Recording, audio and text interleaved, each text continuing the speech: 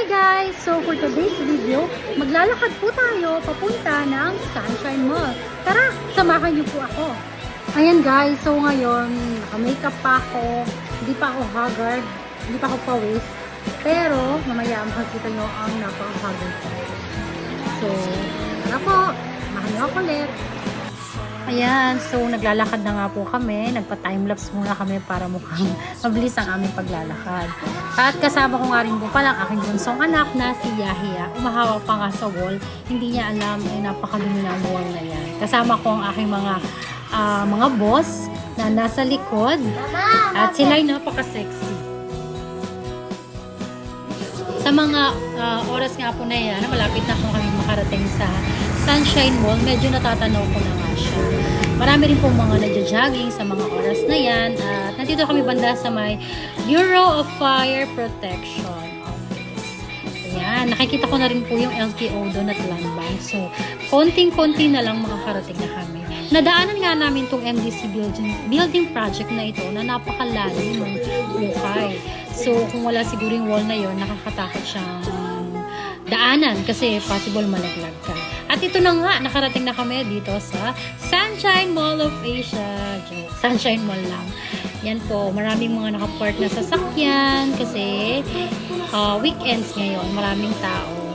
Nakita ko na nga po ang mga iba naming kasama na sumakay. Yan, yung dalawang lalaking yan, ng mga tito ko. Tapos, kaming tatlo at si Yahya ay syempre naglakad. Dahil ang aming e-bike ay na-lowbat, kaya wala kaming choice kundi maglakad. Ayaw naman namin mag-tricycle. Makikita nga dito pagpasok mo sa Sunshine Mall itong ukayan na ito, na napakamura nga lang. 59 pesos yung mga blouse po nila dito guys. So yung kasama ko may nagustuhan nga siya dyan eh. Yan, yung color black.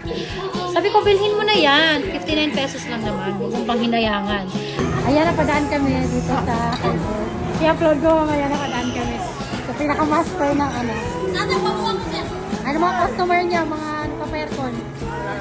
Pinaka-foging technician sa Sunshine. Pinaka-mayaman. Meron nga pala kami kasama ditong dalawa na gustong maging security guard ditong ano ba ito? Mga bentahan o mga ano kaya to? Mga bentahan dito, mga speaker dito sa Sunshine. Kaya dyan sila napapatayo. Kaya pinagtatawanan nga namin sila eh. Napadaan naman kami ngayon dito sa 50% ukay na to. Oh, itong si Samer, hindi alam anong bibilhin sa dami ng pera raw niya. Ay nako, mapapatawa na lang ako dito sa mga kasama ko. Akala nila, or feeling nila maraming pera katulad ng kanilang kasama. Ito na nga po ang pinaka-favorite kong bilihan ng tinapay dito sa Sunshine Mall. Itong Baker's Fair. So ito po yung marati kong binibili since bata pa lang ako. Itong fruit twist nila. Yan, noong college pa lang ako, parati akong dumadaan dyan para bumili nitong mga tinapay nila. Yung tinuturo nga pala nitong anak ko, yung favorite din ng dalawa ng ate niya. Yan, gustong gusto nila yan. So parati ko silang pinapasalubungan yan. Sa tuwing mapaparaan ako dito sa Sunshine Mall. At napakasaya nga niya, mabibili niya ng kanyang favorite na tinapay. Yan, di ba? Napapatalo na siya sa saya. Babayaran ko na nga po yan sa mga panahon po na yan. Eh, meron pa pong pahabol ang isa kong kasama. Nakita niya yung malaking tinapay dyan na mahaba. Yan. Guys, may nakita nga pala kami pulubi na namamalimos sa Jollibee. Yung pala ay walang iba kung hindi si Samer. Natatakam daw siya sa mga nakikita niyang kumakain dyan sa Jollibee. Sabi ko, tara, tayo dyan kumain. Since wala tayong budget, dito na lang tayo sa isa sa pinaka-paborito kong kainan dito sa Sunshine. Itong kwek-kwek. So, dinadayo po ito. Marami pong gustong-gusto yung suka nila dyan. Kasi kakaiba talaga yung lasa ng kanilang suka. Matamis siya. Pero, hindi siya ganun kahang, pero sobrang sarap talaga. Ayan. So, magabayad na nga po ang inyong madam na pagkaluma-luma ng wallet. Yan. So, meron pa po ako natitirang Sprite at ang anak ko ay kumakain pa ng kanyang kwek-kwek. Yan. Feeling mayaman, di ba? Alam mo, 1 million yung pera. After po namin doon, yan, nagtataka kami, nasan yung mga kasama namin? Ayun pala, nandoon sila sa may bilihan ng mga, ewan ko ba kung ano yan, mga silver. Ang yayaman talaga. Yan. Ito naman po yung FC Home Center dito sa Sunshine. Yan. Isa rin po yan sa napakatagal na ring shop dito sa loob ng Sunshine. Meron silang mga tindang mga cellphones, appliances. So, sorry, hindi po muna ako bibili ngayon kasi wala pa po yan sa aking budget. So, dito na lang ako papasok ulit sa isa pang ukayan dito sa second floor. Anong pangalan nito? Yan, wait lang po. Yung fashion na yan. Basta, yun na yun. Yan, papasok na nga ang madam ninyo at mamimili ako. Baka meron tayong makita dito na pinakamura.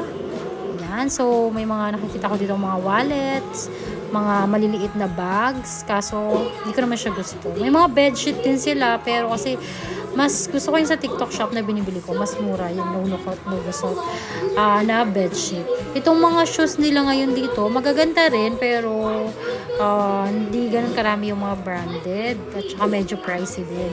So, naisipan naman namin dumiretso sa bilihan ng alo-halo dito sa may video kayan sa second floor din dito ng Sunshine Mall. Ayan. So, naglalakad na kami at yung mga sales lady po dyan, inaano kami ng, Miss, ano pong sa inyo? Ayan. Ganyan talaga sila. Ang dami pong tao ngayon dito sa second floor ng food court. Mostly po yung mga galing sa trabaho, dyan po sila nagme-merienda. Kasi masarap naman po yung halo-halo nila dito. At saka affordable pa. Madalas din po kaming kumakain dito kapag limited lang din yung budget.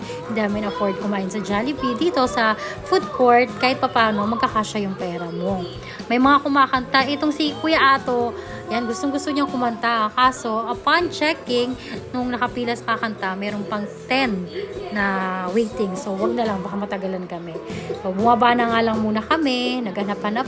At nakita namin tong video ko yan dito. Ito rin yung dating video ko yan, pero nalipat lang nila. At dahil addict tayo sa video ko, kakanta po muna ako.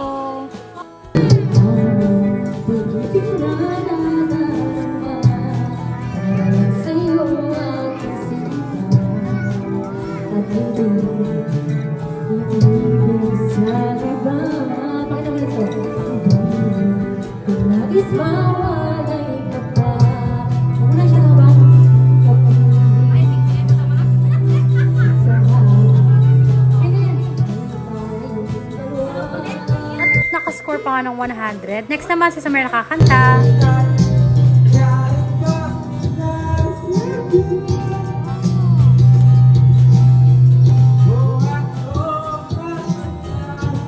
Sa tabi nga po ng video ko yan, makikita tong spa na to kung saan merong whole body massage. At sabi ko sa sarili ko, next week magpapamassage talaga ako dyan.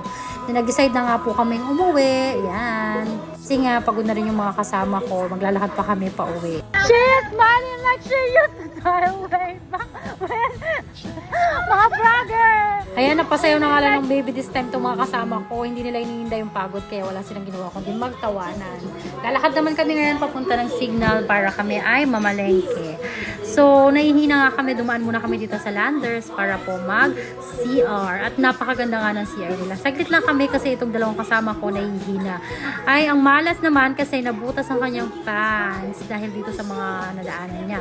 Dumaan din kami sa SM Hyper. Naglaro pa dito sa palaruan kong kasama ko na piling bata. At may binili lang kami na konti sa Mr. DIY. Saka unahan nga ay nakita namin sila sa Mare na naka-e-bike. Pero hindi po kami pwedeng sumakay dahil hindi kami kakasya. Kaya kaming tatlo, naglakad naman kami. At si Kuya Ato ay pinasama na namin maglakad. Since din naman siya naglakad kanina. Pawis na nga kami at konti-konti na lang makakarating na. So nandito na nga kami sa may palengke, ang paborito kong Manong's Burger. At last, makakasakay na rin kami. Kasi nandito yung e-bike namin na naghihintay sa amin. Hindi na nga namin siya nasakyan papunta ng Sunshine Mall kasi super duper lowbat na siya. Hindi niya nakakayan. Ayaw naman ay magtulak. Andiyan din po yung Angel's Burger pero mas favorite ko po ang Manong's Burger. Ayan po. So, nandito na yung aming e-bike at last. Pagod na kami. Makakasakay na rin kami sa wakas. Naka-signal light pa nga siya.